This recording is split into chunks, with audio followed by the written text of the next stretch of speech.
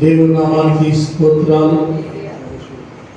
కూడి వచ్చిన మీ అందరికీ మన ప్రభువును మన ప్రియ రక్షకుడు అయిన యేసుక్రీస్తు ప్రభుల వారి అతి శ్రేష్టమైనటువంటి నామములో నా హృదయపూర్వకమైనటువంటి వందనాలు తెలియజేస్తున్నాను. దేవుని స్తోత్రం. ప్రియమైన దేవుని బిడ్డలారా, దేవుడు గడిచినటువంటి వారం నుంచి వారం వరకు మన కుటుంబాలను, మన గ్రామాన్ని ఎంతగానో కాచి కాపాడి మరొక దినాన్ని దేవుడు దయా కిరీటంగా మనందరికీ ధరింపచేసిన దేవుని మహాకృపను బట్టి ఆయనకి ఏమిచ్చి మనం రుణము తీర్చుకోలేదు. దేవుడి స్తోత్రం.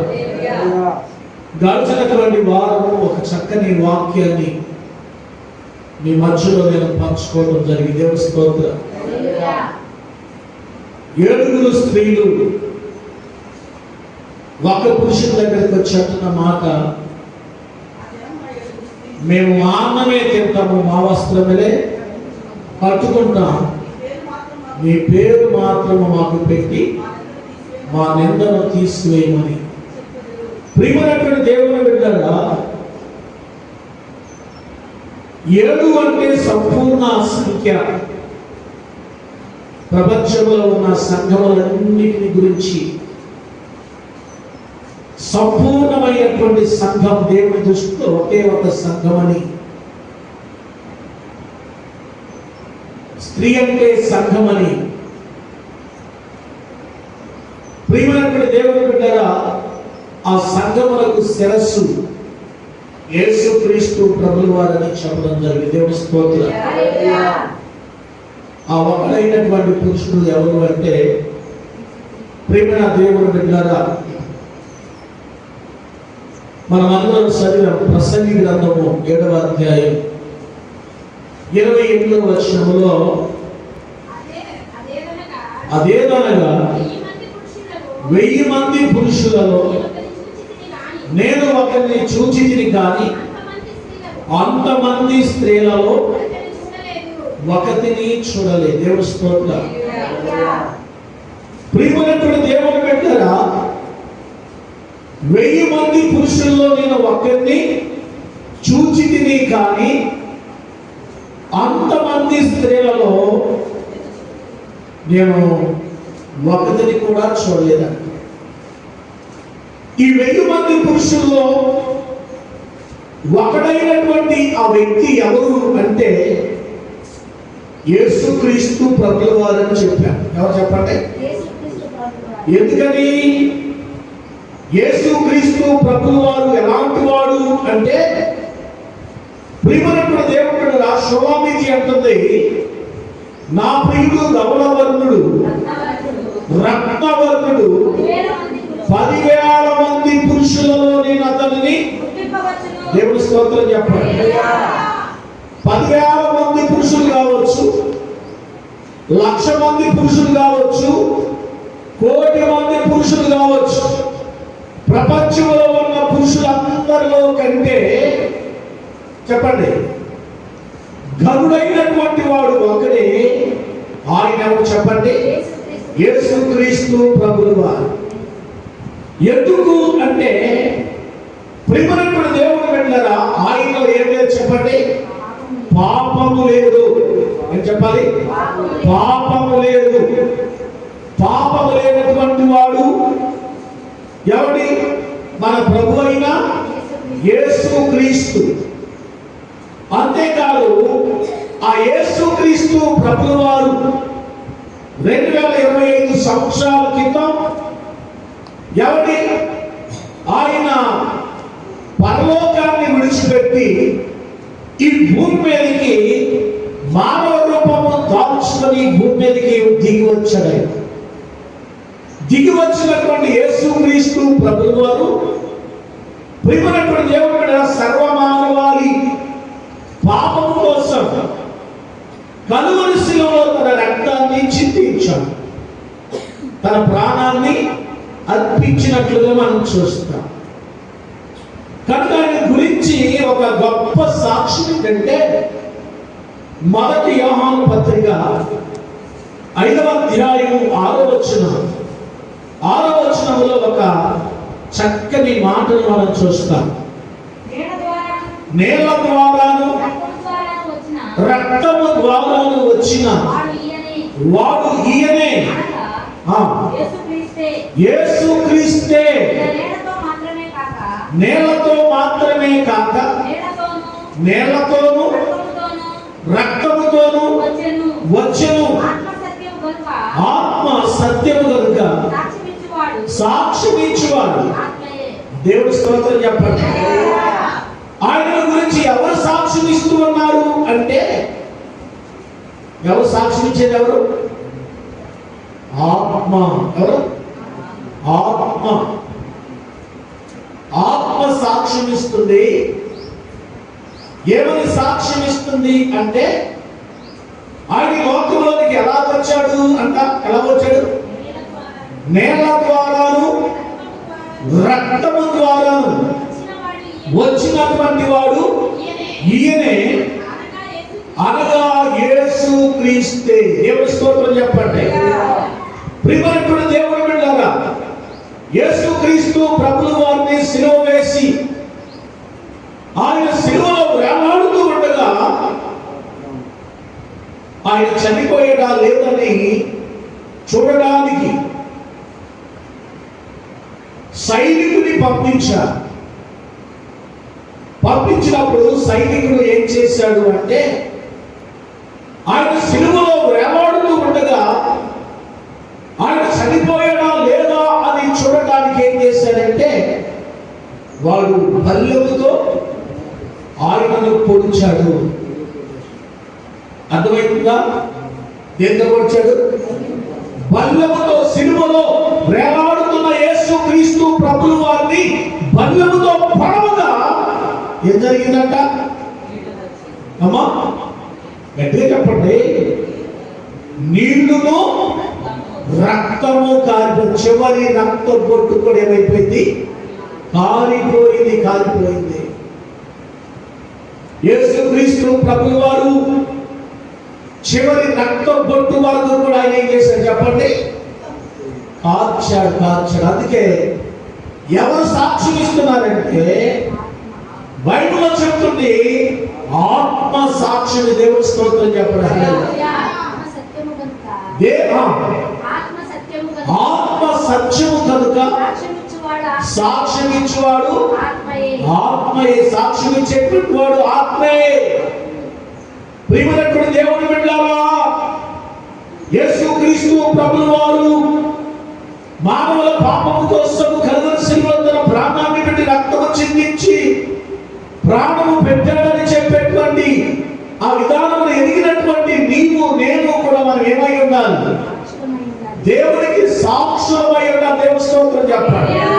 ఒకవేళ దేవుని మందిరంలో ఒకవేళ సాక్ష్యం చెప్పలేకపోయినా పర్వాలేదు, కానీ దేవుడిని పక్షంగా చేసిన మేలును బట్టి నీవు ఇరుగు పొరుగు వారితో చెప్పాలి. సాక్ష్యం చెప్పాలి. దేవుని స్తోత్రం చెప్పండి. అందుకే చక్కని పాటలు. ప్రతి చోటని సాక్షిగా ప్రభువా నిన్ను నాటు. హల్లెలూయా. కనుక ప్రియమైనటువంటి దేవుని బిడ్డలారా, దేవుని వాక్యాన్ని వింటున్నటువంటి నీవు, దేవుని వాక్యాన్ని బోధిస్తున్నటువంటి నేను కూడా ఎవరి అవకాశము దొరికినప్పుడల్లా ఏం చేయాలి? సాక్ష్యం చెప్పండి. దేవుని స్తోత్రం చెప్పండి. అందుకనే దేవుని వాక్యములో మీలో అనేకులు బోధకులైనదంటే చెప్పాలి. మీలో అనేకులు బోధకులైనదంటే సాక్షులై ఉండడం మీరన్నాడు. దేవుని స్తోత్రం చెప్పాలి. హల్లెలూయా. అందుకని బోధకులైనటువంటి మీకు కఠినమైన తీర్పు ఉంది. దేవుని స్తోత్రం చెప్పండి. కానీ ఈ రోజున చాలా మంది ఏంటంటే, ఏం పర్లేదు, చక్కగా తెల్లని బట్టలు వేసుకుని, ఎవరి ఇస్త్రీ బట్టలు వేసుకుని, ఎవరి అటు ఇటు తిరుగుతూ ఉండేటువంటి పనే. కాబట్టి మనుషులు ఏంటంటే ఈ పని కావాలని కోరుకుంటారు. ప్రియమైనటువంటి దేవుని బిడ్డలారా, దీని వెనకాలన్నటువంటి లోతుపాట్లు చాలా మందికి తెలియదు. ప్రియమైనటువంటి దేవుని బిడ్డలారా, చాలా మందికి తెలియదు. అందుకనే దేవుని వాక్యంలో దేవుడు అంటాడు, మీలో నా సహోదరులారా, బోధకులమైనటువంటి మనం మరి కఠినమైన తీర్పు పొందుదమని తెలుసుకొని మీలో అనేకులు బోధకులు కాకుండుడి. దేవుని స్తోత్రం చేద్దామా? హల్లెలూయా. ఏంటంటే కఠినమైన తీర్పు పొందుదమని ఎరిగి తెలుసుకొని బోధకులు కాదు. బోధకులకు బాధలు ఎక్కువ. దేవుని స్తోత్రం. బోధకులకు బాధలు ఎక్కువ అండి. ఒక కుటుంబాన్ని నడిపించేటువంటి ఇంటి యజమానికే చెప్పాలి ఎన్ని బాధలు ఉంటాయి. మరి అన్ని కుటుంబాలను నడిపించేటువంటి బోధకులమైనటువంటి మా కుటుంబం అందరి బాధలు కూడా ఎవరు చెప్తారు? తీసుకొచ్చి దైవజనులమైనటువంటి వాళ్ళు చెప్తారు. దేవస్తోత్రం చెప్పాలి. దేనికోసం అంటే మరి బాధల కోసం ప్రార్థన చేస్తామని. దేవుని స్తోత్రం చెప్పండి. అవును ప్రియమైన దేవుడు బిడ్డ, దేవుని సేవకులుగా మేము ప్రార్థించడానికే ఉన్నాము. దేవుని సేవకులుగా ప్రార్థించడానికే దేవుడు ఏర్పరుచుకున్నది, దేవుడు పిలుచుకున్నది, దేవుడు నిలబెట్టింది. ఈరోజున చాలా మంది ఏంటంటే వారి బాధలను బట్టి పదే వారు కొన్నిసార్లు ఫోన్ చేస్తూ ఉంటారు. ఫోన్ చేసినప్పుడు ఫోన్లో మాట్లాడటానికి కూడా వారి బాధలని వారి కొరకు ప్రార్థించడానికి కూడా ఎంత విసుగుదలంటే, ప్రియమైనటువంటి దేవుడు బిడ్డారా, దేవుడు ఎందుకు పిలిచింది అంటే వారి బాధలు విని వారి కొరకు ప్రార్థన చేయడానికి. దేవుని స్తోత్రం చెప్పడం. హల్లెలూయా. ఒకవేళ సేవకులమైనటువంటి మేము ఇస్తున్నామంటే దేవుడు మాత్రం ఒప్పుకోడు. కొన్నిసార్లు కదా రాత్రి వేళ ఇంచుమించుగా 1 గంటకి 2 గంటలకు కూడా ఫోన్లు వస్తూ ఉంటాయి. ఎవరెవరో ఫోన్ చేస్తూ ఉంటారు. దీనికోసం ఎవరో ఇస్తారు ఫోన్ నెంబర్. ఆ పలానా బాధ ఉందంటే పలానా నంబర్ ఉంది, వాళ్ళకి ఫోన్ చేయండి, వారు ప్రార్థన చేస్తారు. దేవుని స్తోత్రం చెప్పండి. ఈరోజు చాలా మంది సేవకులు ఏం చేస్తారంటే సైలెంట్లో పెట్టుకుంటారు. అది సరైనటువంటి పద్ధతి కాదు. ప్రియమైనటువంటి దేవుడు, సరైనటువంటి పద్ధతి కాదు. ఏ విశ్వాసికి ఏ బాధ వస్తుందో, ఏ కష్టం వస్తుందో, సంతోషంగా ఉన్నప్పుడు వారితో కలిసి సంబరాలు చేసుకోవడం కాదు, కానీ కష్టంలో ఉన్నప్పుడు కూడా ఏం చేయాలి? వారి బాధలు పంచుకొని వారి కొరకు ప్రార్థించేటువంటి పనిని దేవుని స్తోత్రం చెప్పండి. హల్లెలూయా.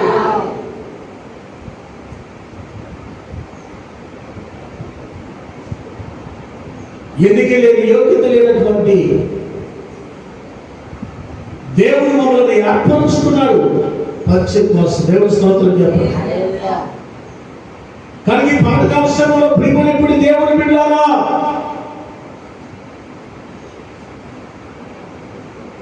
సమయమందును అసమయమందును సదా ప్రార్థించడానికి దేవుడు ఏర్పరుచుకున్నాడు. దేవుని స్తోత్రం చెప్పాలి. కానీ దేవుని వాక్యములు అంటాడు, దేవుని యొక్క ఆత్మ ఏం చేస్తుంటే సాక్ష్యం ఇస్తూ ఉంది. దేనికోసం చెప్పండి? దేనికోసం? యేసుక్రీస్తు ప్రభువు వారి యొక్క రక్తమును గురించి ఆయన ఎందుకు ఈ లోకంలోనికి వచ్చి రక్తము చిందించాడు అనేటువంటి విషయాన్ని సాక్ష్యం ఇస్తున్నాడు మనం చూస్తూ ఉన్నాం. అందుకనే పౌలు భక్తుడు ఒక మాట అంటాడు, 1 కొరింథీయులకు రాసిన పత్రిక 11వ అధ్యాయం 2వ వచనంలో, మీరు అన్ని విషయములలో నన్ను జ్ఞాపకం చేసుకొనుచు నేను మీకు అప్పగించినటువంటి కట్టడలను గైకొనుచున్నారని మిమ్మల్ని మెచ్చుకొనుచున్నాను. పురుషునికి శిరస్సు క్రీస్తనియు, స్త్రీకి శిరస్సు పురుషుడనియు, క్రీస్తునకు శిరస్సు దేవుడనియు మీరు తెలుసుకొనవలెనని కోరుచున్నాను. ఏ పురుషుడు తల మీద ముసుగు వేసుకొని ప్రార్థన చేయను ప్రవచించును, ఆ పురుషుడు తన తలను అవమానపరుస్తున్నాడు. స్త్రీ తల మీద ముసుగు వేసుకోకుండా ప్రార్థన చేయను ప్రవచించును, ఆ స్త్రీ తన తలంటే ఎవరు? పురుషుడంటే ఎవరు? తన భర్త అండి. అమ్మా విన్నారా? మరి ముసుగేసుకోలే, ముసుగేసుకోలేమ్మా. స్త్రీ తల మీద ముసుగు వేసుకోవాలి, పురుషుడు తల మీద ముసుగు వేసుకోకూడదు. పురుషుడు ఒకవేళ తల మీద ముసుగేసుకుంటే ఎవరిని అవమానపరిచినట్టు? అమ్మా, పురుషుడికి తల ఎవరంట? యేసుక్రీస్తు ప్రభువు వారు. స్త్రీకి శిరస్సు ఎవరు? తన పురుషుడు, తన భర్త. తల మీద ముసుగు వేసుకోకపోతే నీ భర్తను నీవు అవమానపరిచినట్లే. నీ భర్తను నీవు అవమానపరుస్తున్నావంటే ప్రియమైనటువంటి దేవుని బిడ్డలు దేవుని వాక్యానికి అవిధేయత చూపినట్లే. అర్థమైందా? జాగ్రత్తగా ఉండాలి. హల్లెలూయా.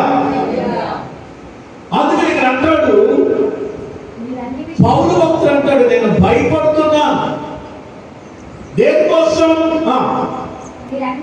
మీరు అన్ని విషయములలో నన్ను జ్ఞాపకము చేసుకొనుచు నేను మీకు అప్పగించినటువంటి కట్టడలను గైకొనుచున్నారని దేవుని స్తోత్రం చేయడం. అందరూ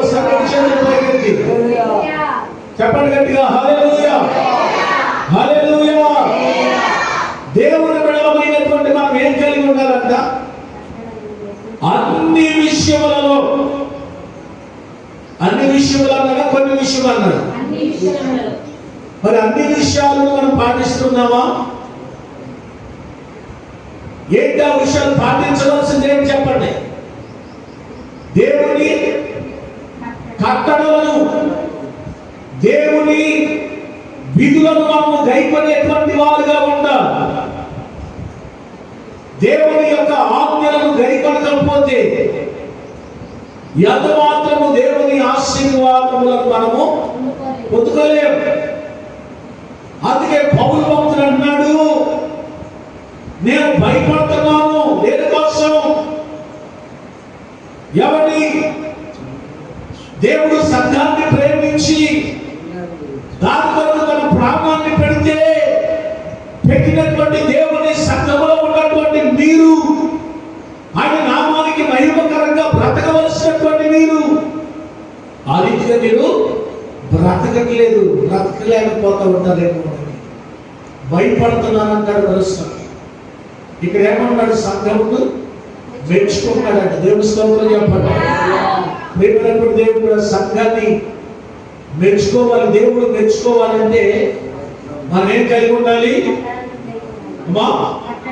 ఆయన కట్టడలను గైకొనాలి, ఆయన విధులను గైకొనాలి. దేవుడు స్తోత్రం చెప్పాలి. అది ఒక సహోదరి ప్రేరేపించబడిందంట విశ్వపాల సంఘంలో.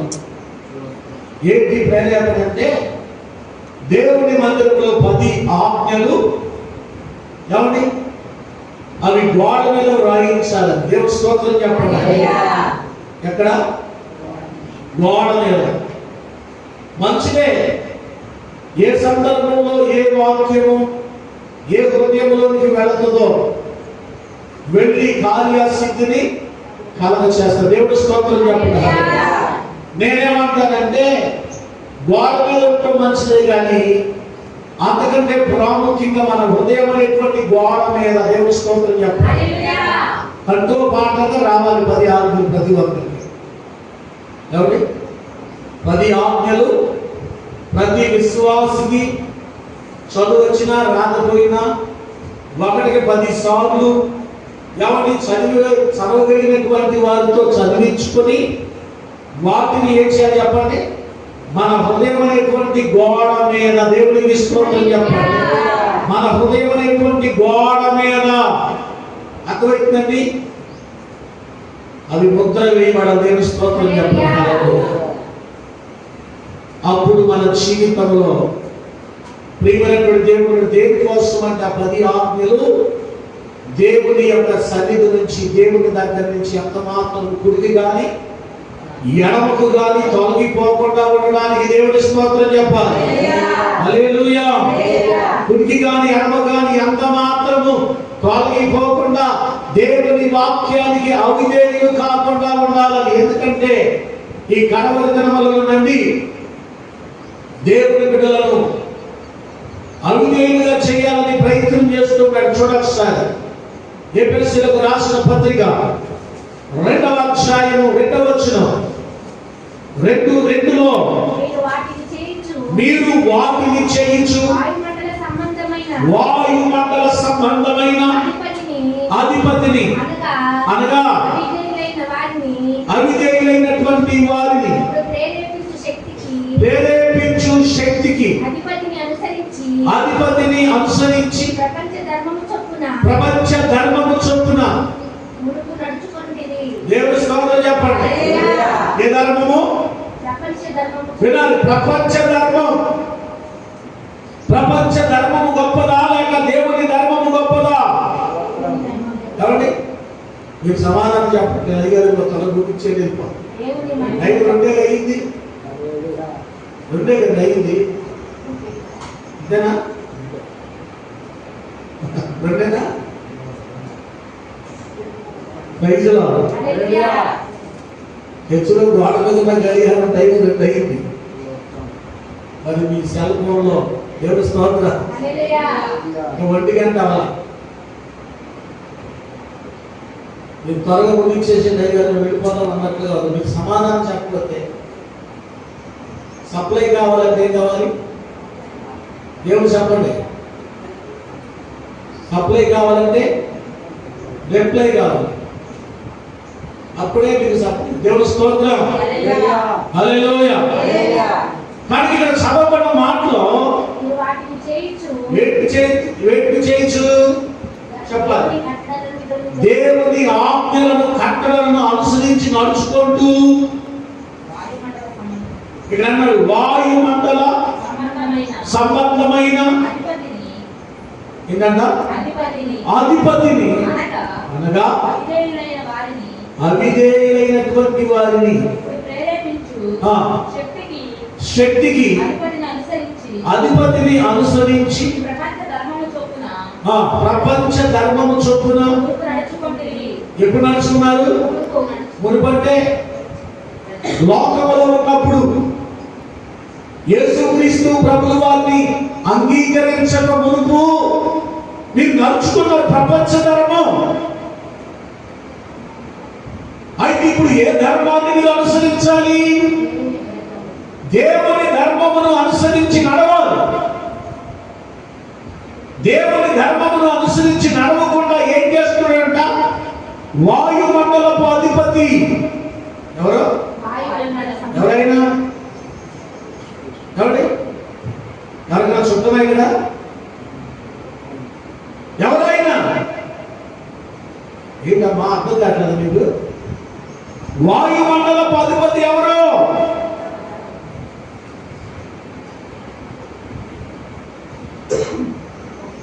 అపవాది. దేవుని ప్రజలను అవిధేయతలోనికి నడిపించేటువంటి వాడు ఎవరు? అపవాదే.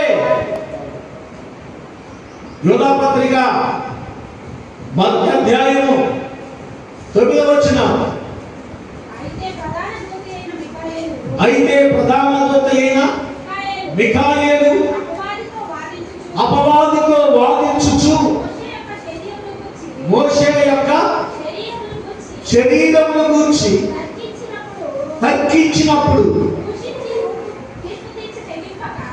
దూషించి తీర్పు తీర్చక తెగింపక ప్రభువు నిన్ను గద్దించునుగాక అని ఇచ్చారు.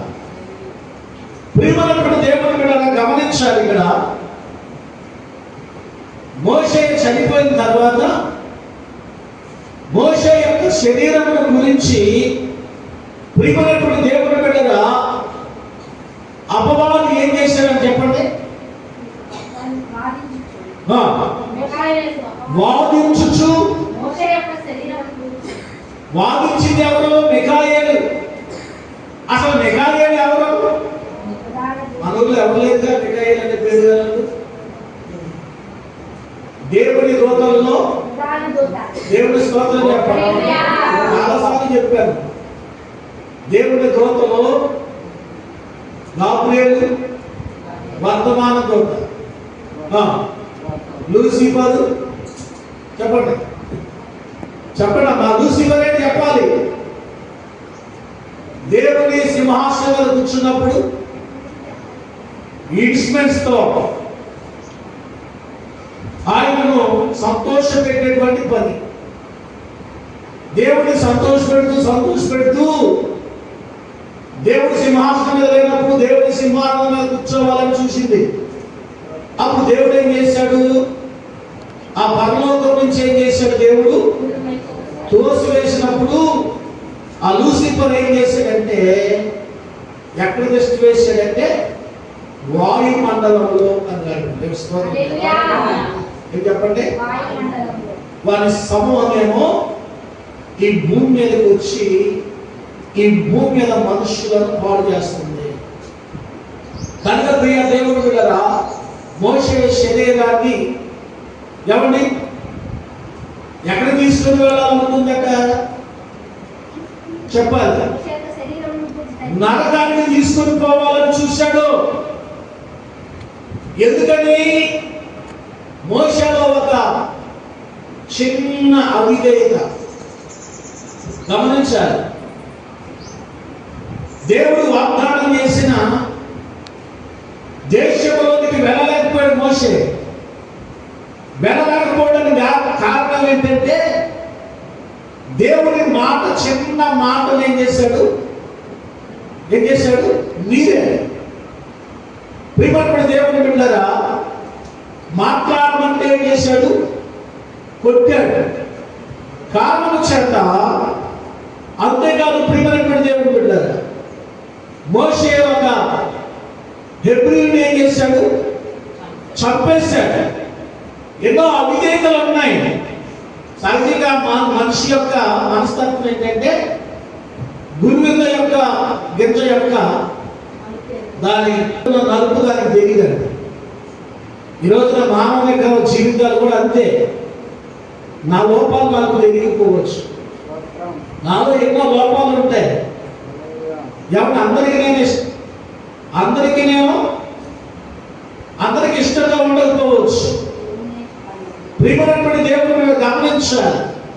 నా గురించి నేను ఎందుకు చెప్తాను? మీ గురించి చెప్తే మీకు కోపం వస్తుంది. కాబట్టి నా లోపము నాకు తెలియకపోవచ్చు. నీ లోపాలు కొన్నిసార్లు నీకు తెలియకుండానే నీలో ఏదో ఒక లోపం, పాపం ఆ రోజు మోషే అనుకుంటుండొచ్చు. చంపేసినటువంటి ఆ చంపినటువంటి విధానం అది తప్పని ఒకవేళ అనిపించుకోవచ్చు. ఉద్రేకం బట్టి, కోపం బట్టి కొన్నిసార్లు ప్రియమైనటువంటి దేవుడు ఆకస్మికంగా కొన్ని ఎవరిని జరిగిపోతా ఉంటాయి. కాబట్టి గమనించినట్లయితే చిన్న లోపాన్ని చూపించి వాయుమండలపు అధిపతి మోషేనంతా నరకానికి తీసుకుని వెళ్ళిపోవాలనుకున్నాడు. అనుకున్న ఉన్నప్పుడు మోషే యొక్క శరీరము గురించి దేవుని దూత అయినటువంటి మిఖాయేలు తర్కించింది, వాదించినట్లుగా మనం చూస్తాం. దేవుని స్తోత్రం చెప్పాలి.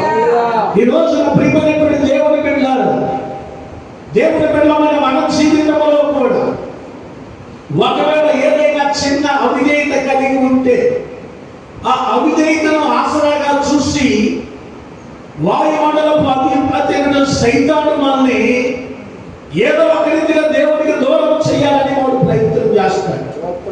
అందుకనే ఇక్కడ అంటాడు, తెగింపక.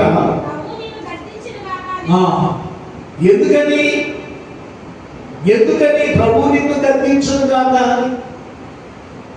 చూడండి, దేవదూత కూడా తీర్పు తీర్చడానికి ఇక్కడ తెగించరా.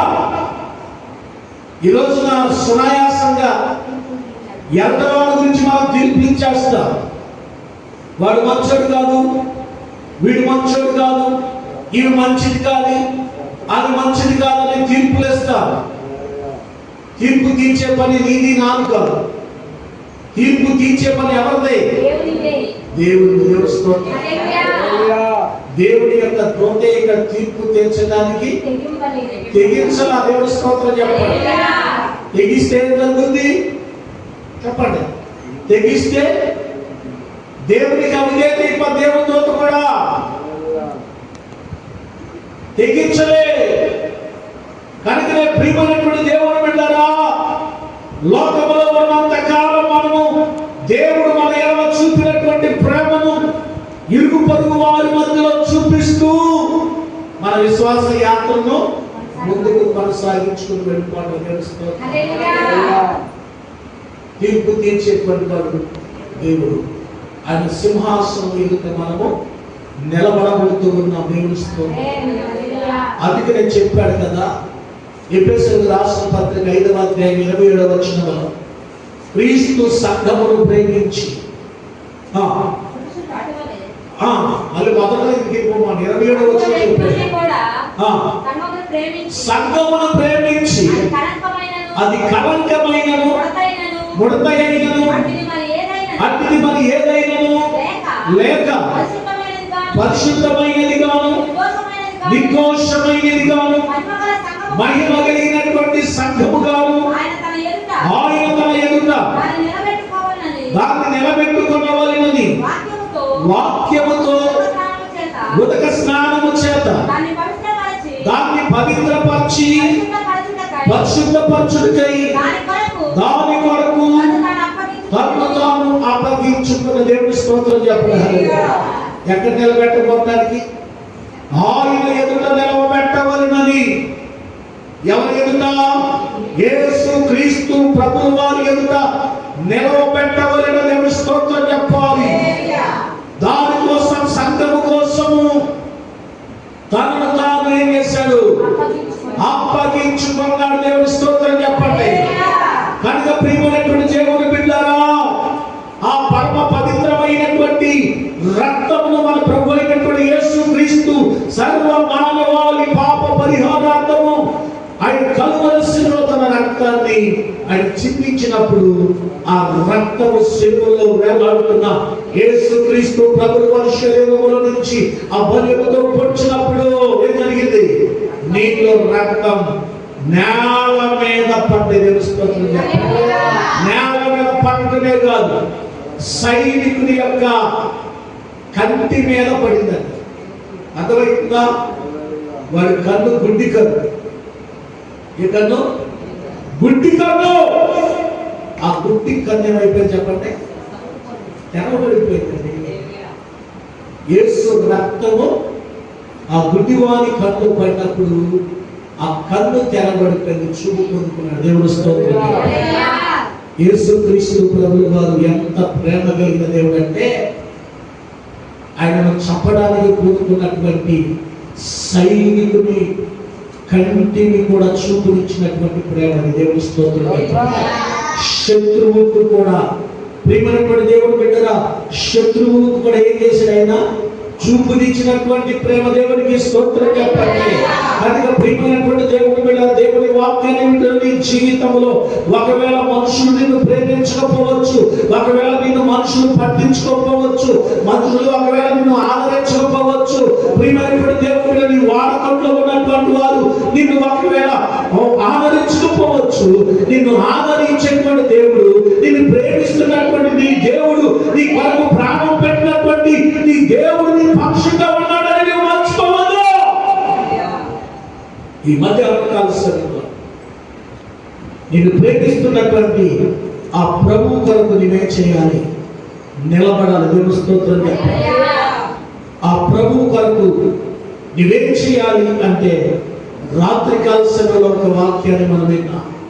నా ప్రియమైనటువంటి దేవుని బిడ్డలారా, ఆ వాక్యంలో దేవుని వాక్యం సెలవిస్తుంది, యేసుక్రీస్తు ప్రభువు తన శిష్యుల్ని ఆయన పిలిచి అన్నాడు, మీరు నా వెంబడి రండి, నేను మిమ్మల్ని మనుషులను పట్టే జాలరులుగా చేస్తాను. దేవుని స్తోత్రం చెప్పండి. నేను మనుషులను పట్టే జాలరులుగా నేను మిమ్మల్ని చేస్తాను. దేవునికి స్తోత్రం చెప్పండి. ఆయన అన్నాడు, మీరు నన్ను వెంబడించాలి. దేవుని స్తోత్రం. ఈ పగటికాల సమయంలో ప్రియులారా, మనం మనుషులు పట్టే జాలరులుగా చేయబడాలంటే మనం ఆయనని ఎలా ఉండాలి? వెంబడించే వారుగా ఉండాలి. రెండవది చెప్పండి, రెండవది వెంటనే వారు విడిచిపెట్టారు. దేవుని స్తోత్రం చెప్పండి. దేవుని కోసం వారు జీవనోపాధిని విడిచిపెట్టారు. దేవుని కోసం వారి జీవితంలో ఉన్న లోపములన్నీ విడిచిపెట్టారు. ఈ పగటికాల సమయంలో నీవు నేను మనలో ఉన్న ప్రతి విధమైన పాపాన్ని మనం విడిచిపెట్టాలి. దేవుని స్తోత్రం చెప్పండి. ఏం విడిచిపెట్టాలి? పాపాన్ని విడిచిపెట్టాలి, ఆచారములను విడిచిపెట్టాలి. దేవుని స్తోత్రం చెప్పండి. ఈ రోజున మనుషులు ప్రియమైనటువంటి దేవుని బిడ్డగా ఆచార క్రైస్తవులుగా ఉన్నారు. అలాగున్నారు, ఆచారపు క్రైస్తవులు. ఆచారపు క్రైస్తవులు ప్రియమైనటువంటి దేవుని బిడ్డగా అలవాటుగా తప్ప నిజ దేవుణ్ణి ప్రియమైనటువంటి దేవుని బిడ్డగా సరైనటువంటి విధానంలో అనుసరించలేని దౌర్భాగ్యపు స్థితిలో ఈ రోజున క్రైస్తవ్యం ఉన్నదే. ఆచార క్రైస్తవులుగా ఉంటారు. దేవుని సన్నిధిలో ప్రార్థన చేసుకోవడం మంచిదే. దేవుని సన్నిధిలో ఎంత సమయం గడిపితే అంత మంచిదే. కానీ ఎంత మాత్రము క్రైస్తవ్యంలోనికి ఆచారం వచ్చిందంటే దానివల్ల విలువ తగ్గిపోతుంది. దేవుని స్తోత్రం చెప్పాలి. హల్లెలూయా. ఈ రోజున మొబైల్ ఫోన్స్ ఎక్కువ వచ్చాయి. ఒకవేళ ఆరాధనలు జరుగుతున్నప్పుడు కూడా కొన్నిసార్లు కొంతమంది చేసే తప్పిదం ఏంటంటే, ఫోన్ రాగానే ఎవరి దేవుడికి ఇవ్వాల్సిన విలువను పక్కనెట్టేసి ఫోన్ తీసుకుని బయటికి వెళ్ళిపోకూడదు. ఒక పాస్టర్ చెప్తున్నప్పుడు నేను విన్నాను, ఫోన్ మందులన్నీ తీసుకొని రాకూడదని చెప్పాడు. ఒకవేళ తీసుకొచ్చిన ఒక డబ్బా ఉంటుందంట, ఆ సెల్ ఫోన్లో డబ్బాలు వేయదు. అర్థమైందా? ఎందుకని? దేవుడికి ఇవ్వవలసినటువంటి విలువ తగ్గిపోకూడదు. ఇప్పుడు ఫోన్ ఉంది, ఫోన్లో స్టేటస్ ఉంది. ఏం చెప్పండి? వినాలి. స్టేటస్ ఉంది. స్టేటస్ అంటే అర్థం ఏంటి అమ్మా? మనకు కొన్నిసార్లు అవగాహన ఉండదు. స్టేటస్ అంటే చెప్పండి. మా స్టేటస్ అంటారే, మా స్టేటస్ అంటారుగా, అంటే విలువ. మరి స్టేటస్ లో మనం ఏం పెడుతున్నాం? మన విలువను పెంచేది పెడుతున్నామా, మన విలువను తగ్గించేది పెడుతున్నామా? చెప్పాలి. మనకున్నటువంటి ఫోన్లో ఉన్న స్టేటస్ లో మన విలువను పెంచేటువంటి వాటిని పెట్టుకున్నామా, లేకపోతే మన విలువను తగ్గించేటువంటి వాటిని దేవుని ఎదురు చెబుతున్నా? ఒకవేళ మనుషులు చూడకపోవచ్చు, మనం నమ్ముకున్నటువంటి మన దేవుడు చూస్తూ ఉన్నాడు. కొన్నిసార్లు మన స్టేటస్ మనమే తగ్గించుకుంటున్నాం. చిన్న చిన్న విషయాలలో మన విలువను మనమే పోగొట్టుకుంటున్నాం. గుర్తించలేకపోతున్నావు నీవు నేను. ఒక్కసారి మనం పరిశీలన చేసుకుంటా. నా ప్రియమైనటువంటి దేవుడి సంఘమా, దేవుని బిడ్డలారా, దేవుడు నిన్ను నన్ను మనల్ని ఎంతగా ఆయన ప్రేమిస్తున్నటువంటి దేవుడు.